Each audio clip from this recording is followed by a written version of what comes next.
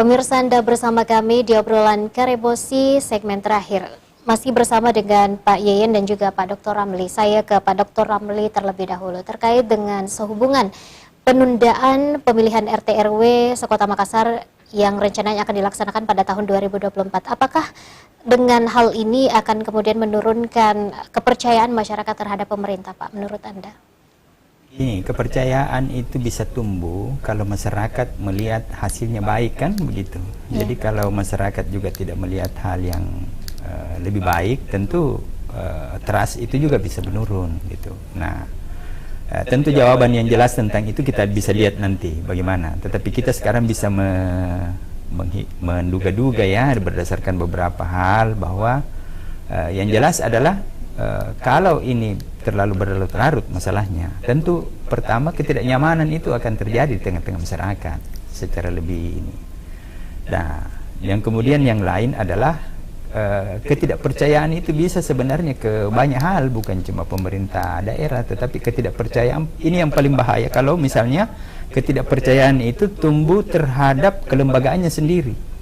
Jadi bukan hanya terhadap pemerintah kota, tetapi dia mulai tidak percaya dengan kelembagaannya sendiri. Nah, itu yang justru lebih berbahaya, karena siapa lagi yang nanti akan mewadahi aspirasi, mewadahi kepentingan masyarakat pada level bawah kalau dia sendiri pada akhirnya tidak percaya dengan lembaganya sendiri.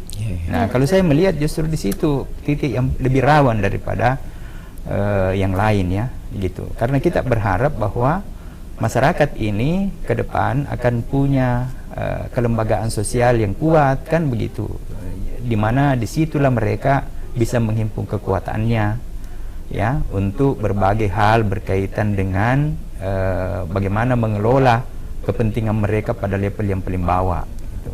Nah, kalau dan itu hanya bisa terjadi kalau mereka bisa terjadi secara lebih efektif kalau mereka memiliki sistem kelembagaan yang baik, yang bisa berfungsi dengan baik.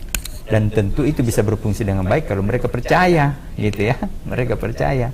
Salah satu cara untuk mereka percaya, mereka percaya bahwa segala hal berkaitan dengan urusan kelembagaan itu berlangsung secara baik, ya, sesuai dengan harapan mereka, gitu.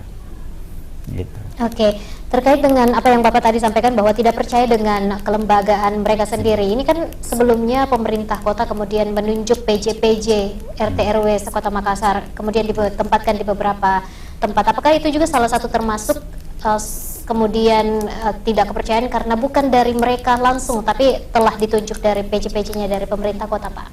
Biasanya kan kelasimannya PJ itu dipilih kalau misalnya ada hal yang bersifat darurat, kan? Ya, gitu. Jadi mestinya itu juga jangan terlalu lama itu PJ-PJ. Okay.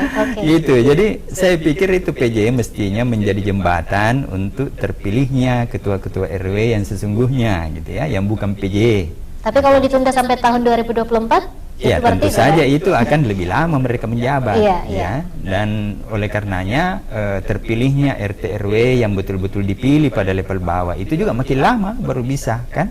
Nah, ini kan butuh adaptasi juga ya, butuh adaptasi yang cukup baik gitu sebelum sampai 2024 supaya betul-betul seperti tadi dikatakan, betul-betul nanti RT RW yang terpilih itu bisa bekerja, bisa beradaptasi dengan tugas-tugasnya nanti sebelum mereka berhadapan dengan tugas-tugas yang lebih berat, katakanlah misalnya terkait dengan pemilu serentak itu ya. Seperti itu. Oke, saya ke Pak Yeyen. Bagaimana kemudian menurut Anda dari Sekretaris Aliansi XRT RW Sekota Makassar, kemudian solusi-solusi konkret yang dapat Anda tawarkan kepada pemerintah? Sebenarnya solusinya itu kembali ke fitrah masing-masing. Pemerintah seharusnya kembali ke fitrahnya dalam hal ini menjadi cukup menjadi fasilitator.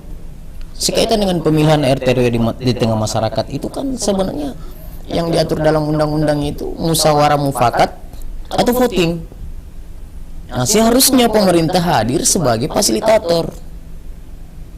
Jadi tidak perlu masuk terlalu dalam, terlalu jauh, nunjuk-nunjuk orang yang kemudian bukan berasal dari pilihan masyarakat, itu sudah terlalu jauh menurut saya. Jadi kalau saya kembali tadi dengan pertanyaan tingkat kepercayaan masyarakat kepada pemerintah kota, Kalau kemudian ini berlarut-larut ya pasti hilang, berkurang pastinya. Sekarang ini saja sudah berkurang. Coba hitung berapa kemudian RT RW yang kemudian diresetting. Nah, itu kalau kita jumlah beserta dengan keluarganya, beserta dengan kerabat-kerabatnya, beserta kalau kemudian mereka ikut memberi pengaruh buruk tentang kehadiran pemerintah kota hari ini, itu kan pasti otomatis itu kemudian akan memberi pengaruh agar berkurangnya kepercayaan masyarakat kepada pemerintah kota hari ini. Itu mungkin. Oke. Di segmen terakhir ini, apa kemudian harapan-harapan Anda, Pak? Karena kita dibatasi oleh waktu. Silakan, Pak. Harapan saya pemerintah kota hari ini, dalam hal ini wali kota, sebaiknya Anda menjadi pemimpin, tidak menjadi bos.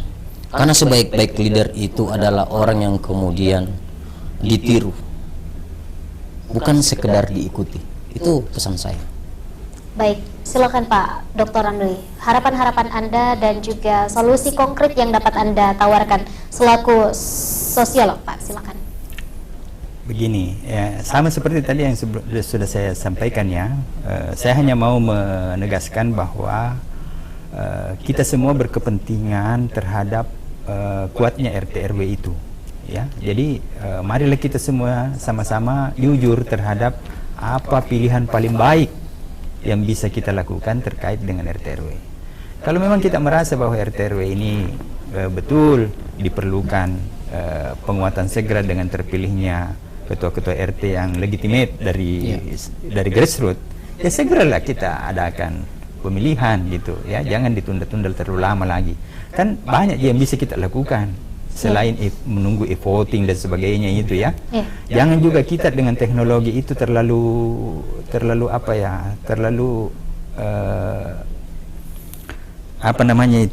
genit ya berteknologi ya, seolah-olah kalau segala halnya harus teknologi. Kalau teknologi itu canggih dan sebagainya seolah itu jauh lebih baik daripada ini.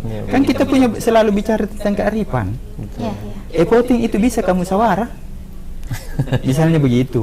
Sementara kita tahu bahwa sekiranya kita bisa musyawarah saja pada tingkat RT RW, mungkin itu jauh lebih baik daripada misalnya kita repot-repot menyiapkan teknologi untuk e-voting misalnya ya, seperti itu. Kecuali kalau musyawarahnya deadlock ya baru kita pemilihan. Dan itu kan jumlahnya tidak terlalu banyak, bisa kita hitung bersama di situ. Gitu. Kenapa kita mau bergenit-genit lagi dengan teknologi? Ya, kalau memang ya bukan kita nolak teknologi, tapi teknologi juga itu kan harus tepat penggunaannya, ya, harus tepat penggunaannya, tidak dicari-cari supaya kelihatan modern, gitu ya. Dan seterusnya gitu ya.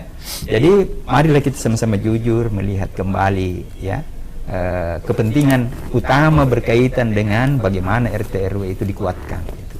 Kuatnya RT RW adalah basis dari kuatnya masyarakat kita, masyarakat kota kita ini.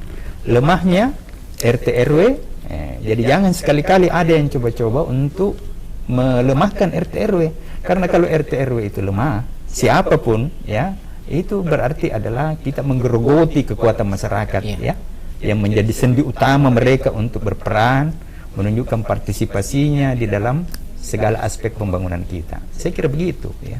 Oke, luar biasa. Saya suka statementnya Pak. Tidak terlalu genit untuk mengintervensi hal-hal yang seharusnya tidak diintervensi.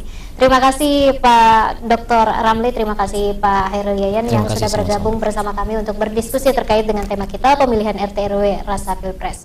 Pemirsa, 60 menit sudah kami menemani Anda di obrolan Karebosi edisi hari ini. Tentu harapan kita bersama semoga polemik ini segera terselesaikan, dan apa yang disampaikan Bapak tadi bahwa kuatnya RT RW adalah kuatnya masyarakat. Saya Rafika Mustaqim Mawarda pamit.